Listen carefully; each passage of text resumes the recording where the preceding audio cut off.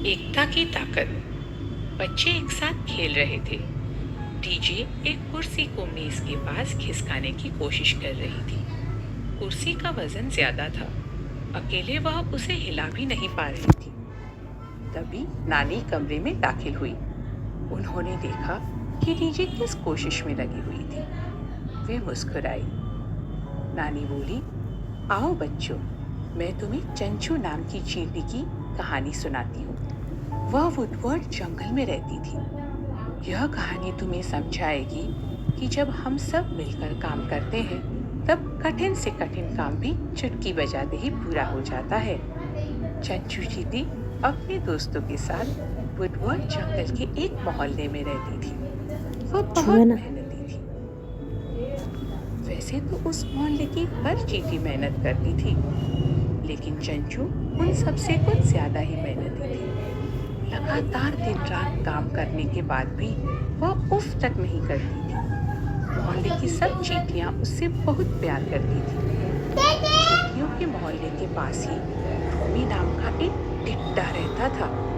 उसे गिटार बजाना और गाने गाना बहुत अच्छा लगता था। रोमी जंगल भर में अपने गानों पर नाचता, उछल कूद मचाता और इंतजार करता रहता कि कोई आए और उसका संगीत सुने। वह अपने आप को दुनिया का सबसे अच्छा गायक समझता था। लेकिन वुडवर्ड जंगल के अन्य छोटे प्राणी उसके बारे में कुछ अलग ही सोचते थे। दुख की बात यह भी कि रोमी बड़ा ही नीच और खुदगर्ज था। अक्सर ही चींटियों के मोहल्ले में चुपचाप घुस जाता और उनका सारा खाना चुरा लेता, जो छोटी छोटी चींटियों ने बड़ी मेहनत से जमा किया होता था। चंचू उस पर चिल्लाती, ऐसा मत करो रोमी, लेकिन रोमी के कान पर जू भी नहीं रेंगती। ऊपर से वह एक खेला छीन लेता और हंसते हंसते वहां से बचकर निकल जाता। यदि कोई चींटी उससे रोकने की कोशिश भी करती, रोमी उसे आसानी से झटक देता और आगे बढ़ जाता। चंचू को बहुत गुस्सा आता, लेकिन उससे भी कहीं ज्यादा वह उदास हो जाती। भला एक छोटी सी चींटी एक हष्ट पुष्ट टिड्डे का क्या बिगाड़ सकती थी। एक दिन वह गहरी सोच में बैठी हुई थी कि अचानक एक विशाल हाथ ने उसे उठा लिया। वह हाथ था एडी का। एडी ने अपनी आवर्धक लेंस से उस छोटी सी चींटी को बड़ा करके देखा। फिर एडी ने पूछा, क्या बात है चंचू, तुम इतनी उदास क्यों लग रही हो? चंचू बोली, मैं उदास नहीं हूँ, मुझे बहुत गुस्सा आ रहा है। वह रोमी इतना खुदगर्ज है, इतना नीच है, वह आकर हमारा सब खाना चुरा लेता है। नीचे दादा कटोरी भाजी वही निकाल के फिर तुम उसे दादा रोकती क्यों ऊपर नहीं नहीं? आवे तो हम रोटी चंचू बोली, हम उसे कैसे रोक सकते हैं? हम ठहरी छोटी छोटी चींटियां और वह इतना बड़ा। हम्पी ने पूछा, मैं एक सुझाव दूं? उसने सबको बताया कि उसके दिमाग में क्या ख्याल आ रहा था। सबने ध्यान से सुना। तब कहीं जाकर चंचू के चेहरे पर बड़ी सी मुस्कान दिखाई दी। बढ़िया है, चंचू ने आंख मारते हुए कहा। बदमाश रोमी को सबक सिखाने के लिए इससे अच्छा तरीका नहीं हो सकता था। रोज की तरह रोमी अगले दिन भी वहां शान से पहुंचा। चींटियों को चिढ़ाते हुए बोला, वाह क्या बात है, सभी चींटियां मेरे स्वागत के लिए मौजूद हैं। चंचू गुस्से से दांत भींचने लगी। अच्छा, अब समझा, तुम सब मेरा गाना सुनना चाहती हो। माफ करना, आज मेरे पास वक्त नहीं है, क्योंकि मुझे एक बड़े शो के लिए जाना है। इतना कह रोमी वहां से निकलने को हुआ, लेकिन चींटियों ने उसका रास्ता रोक दिया। रोमी बोला, तुम सब एक तरफ हटो, मुझे जाने दो। चंचू बोली, आज तुम्हें इतनी आसानी से नहीं जाने देंगे, पहले तुम हमारा प्रदर्शन देखो।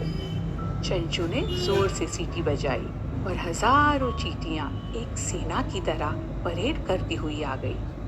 रोमी इतनी सारी चींटियों को देखकर चौंक गया।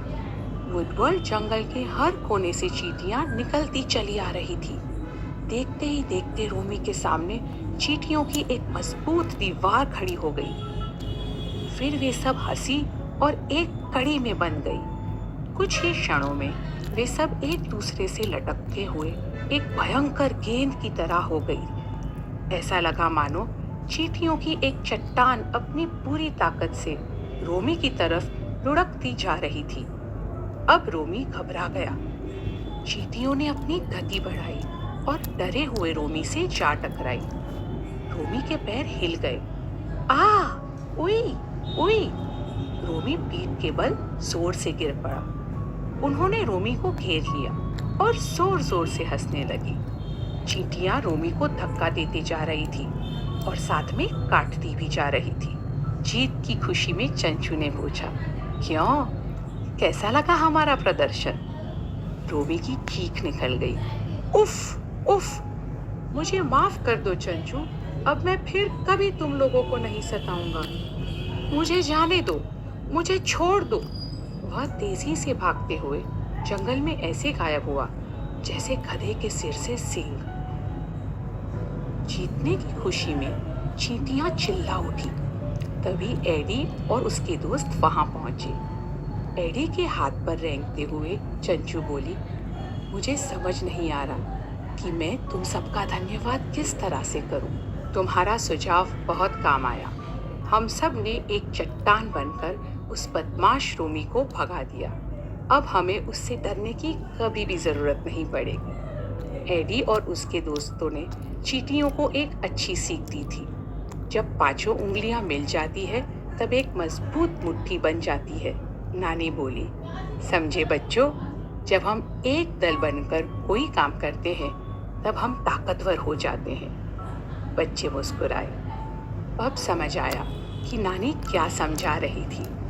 सब उठे और मिलकर भारी कुर्सी को बड़ी आसानी से खिसकाने लगे, क्योंकि एक से भले दो और दो से भले चार। उनकी ताकत एक चट्टान बन गई थी। हमने क्या सीखा? जब हम मिलकर काम करते हैं तब हम एक चट्टान की तरह मजबूत हो जाते हैं।